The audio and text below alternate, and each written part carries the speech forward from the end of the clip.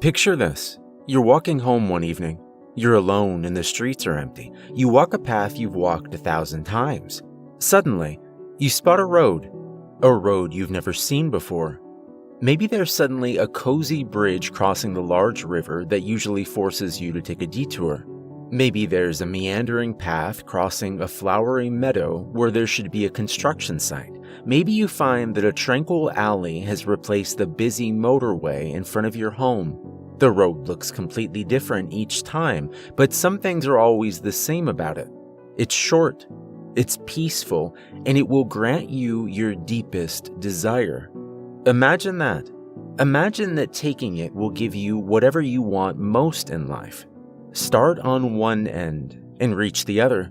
That's all you have to do. But there's a catch. Of course there's a catch. There's always a catch with these sorts of things. Isn't there? I live in a small town surrounded by steep mountainous hills. A little road behind my house leads up a steep incline, circling one of these hills until finally ending in front of an old vineyard. The place gets busy in autumn when harvest season rolls around, but right now you'll at most encounter the occasional hiker along the route. I've started hiking up there myself, part of my New Year's resolution. I hike up there 3 times each week, a bit higher each time. It was on one of these trips that I encountered the vagrant. I'd sat down on a large rock in the shade of a lone pine tree and was about to bite into the sandwich I'd taken along as provisions. Suddenly, a disheveled figure stumbled into view. He was thin, his dusty clothes too wide for his scrawny body. A thick beard covered his face, and dirty strands of hair hung down from his skull in a wild, tangled chaos. He took a few steps, dragging his feet over the asphalt. Then he noticed me. He approached, his hungry gaze fixated on the food, then looked away, feigning disinterest, and dropped down to the ground where he pretended to massage his ankles. I instinctively scooped away from his figure, protectively clutching my food closer towards my chest. He watched me from the corner of his eyes. What was this guy doing here? There was nothing up this dead-end road. There were no cars, no people. There was nothing up here. Did he just get lost? I was about to scoop away even further when I noticed his shoes. It was hard to even call these things shoes considering the state they were in. The soles were wore down to the point they'd basically ceased existing.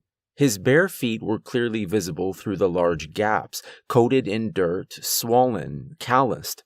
Something had recently torn into the skin beneath his big toe. Clotted blood spread all around the fresh injury.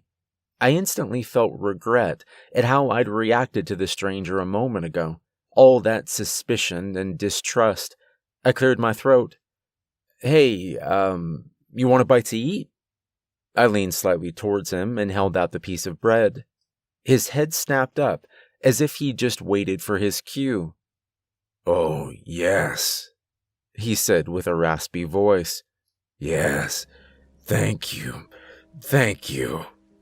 He rose back up and took a few more steps towards me, limping slightly whenever his injured foot touched the ground. As soon as he was close enough, he reached out, hesitated for a second, then snatched the sandwich from my fingers and with a sudden motion, as if afraid I might withdraw the offer at any second, his body dropped down into the dirt again. "Thank you," he managed to say with bulging cheeks as he hungrily took the first few bites. The bread vanished in record time. He wolfed down the food, clearly not bothering to chew half of the time, and I looked away to give him a bit of privacy. "Have you ever heard of the road that'll make your deepest wishes come true?" he suddenly said.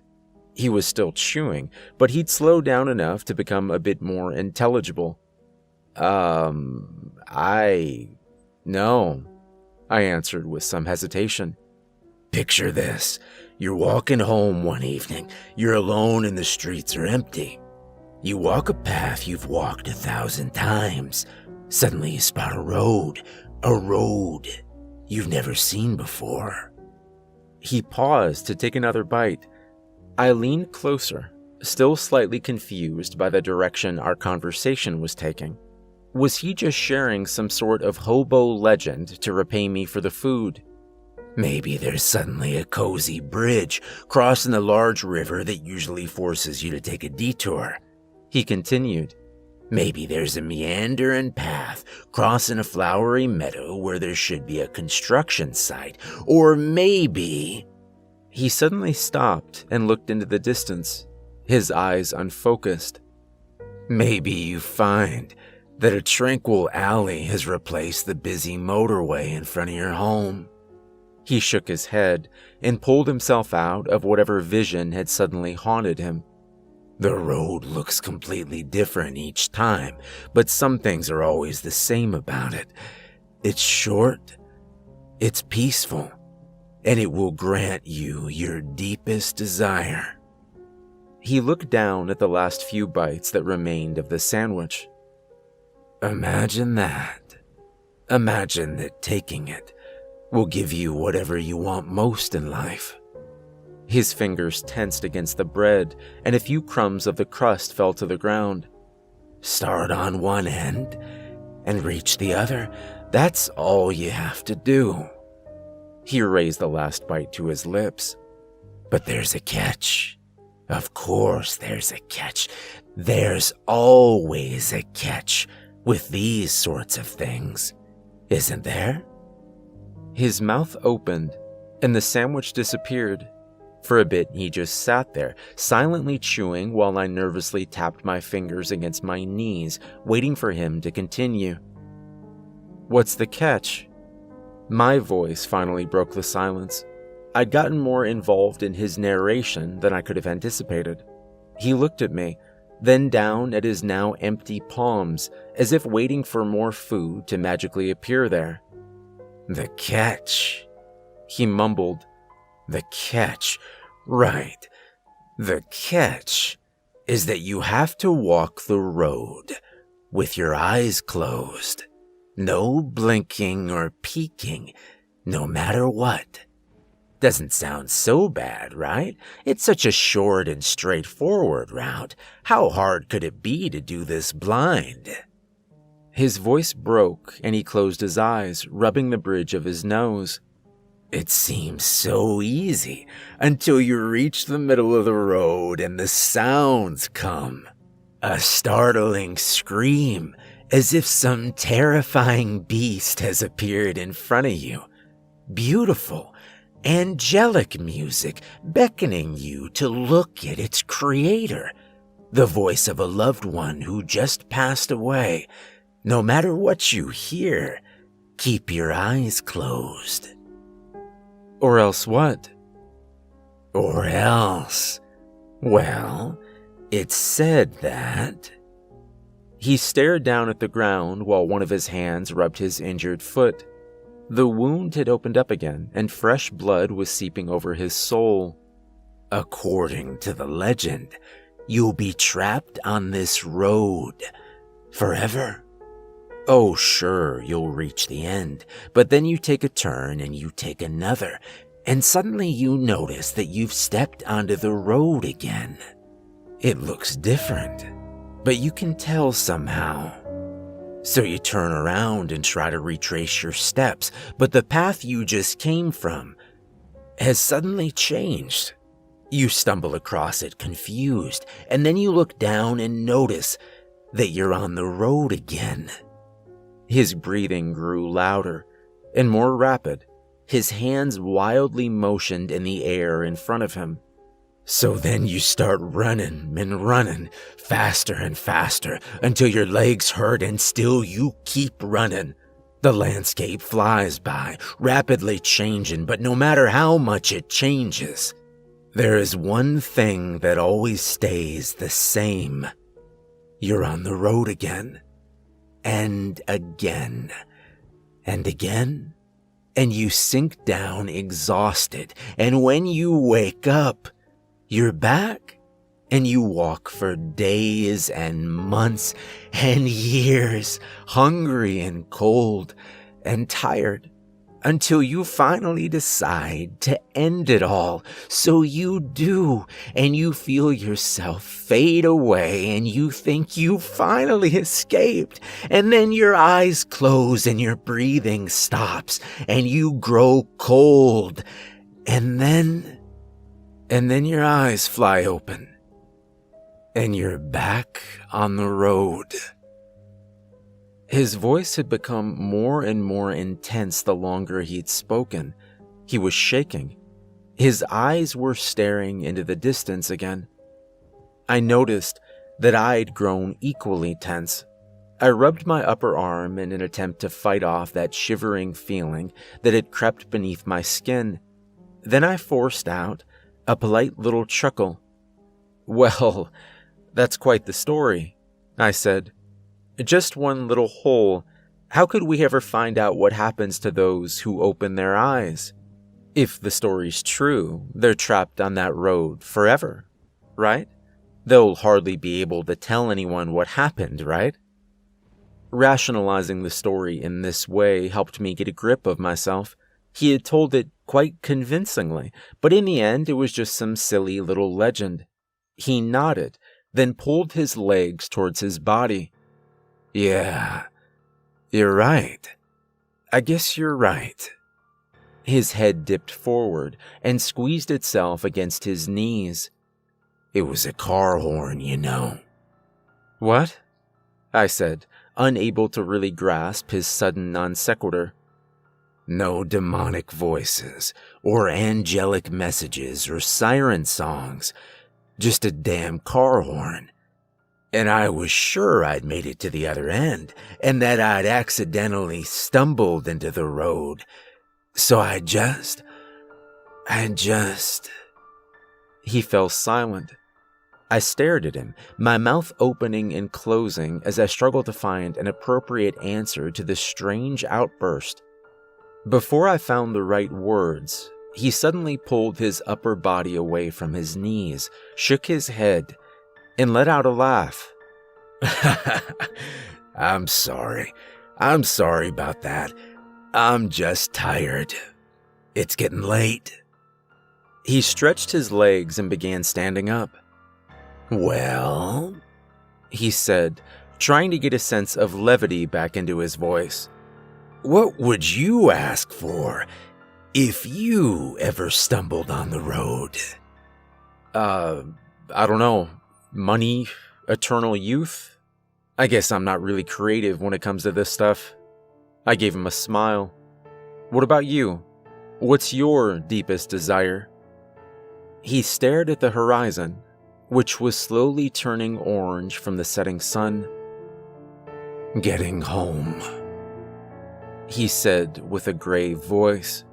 Then he took a deep breath and began to walk away. I sat there, the weight of those last few words pulling me down. When he'd vanished behind that last corner, I came to a sudden decision. I jumped up and began jogging after him.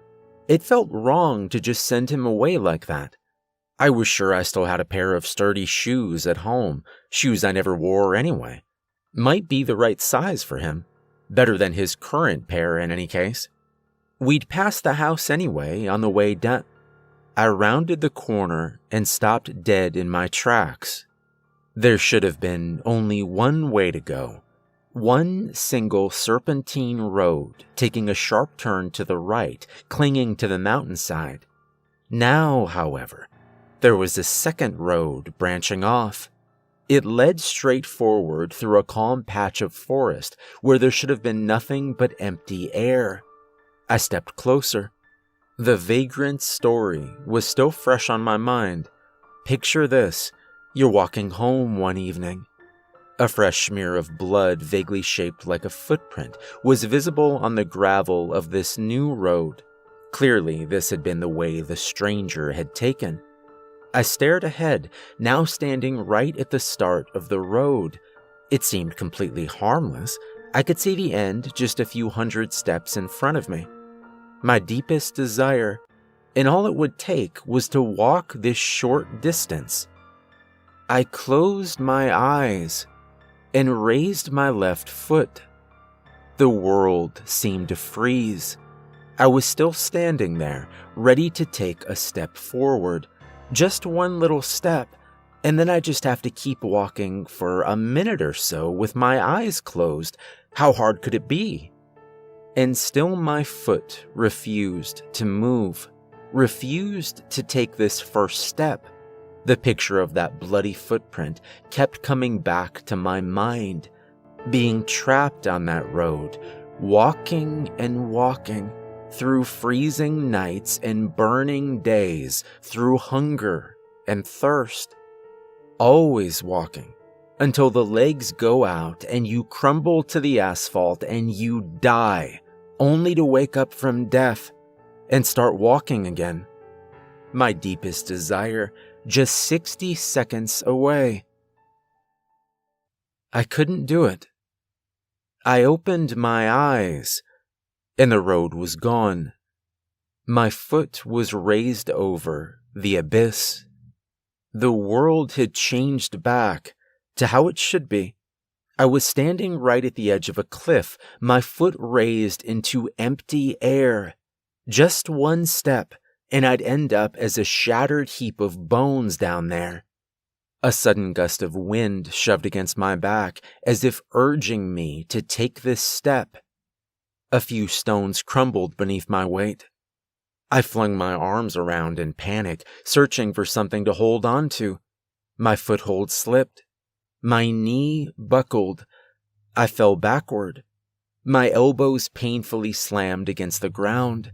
With panicked motions, I began crawling away from the edge, staring at the cliffside, at the place that for a short minute had been a road.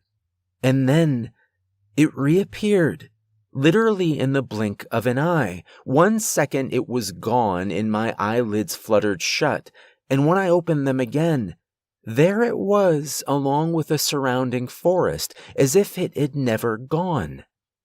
I managed to scramble back to my feet. My heartbeat refused to calm down. I kept standing there, staring at the road while the sun slowly vanished beneath the horizon. My deepest desire, just a quick little walk. My eyes drifted down to the bloody footprint on the gravel, and I ripped myself away. I turned and began walking down the usual path, the path that I'd walked down thousands of times before. My deepest desire didn't come true that night, but I did get home.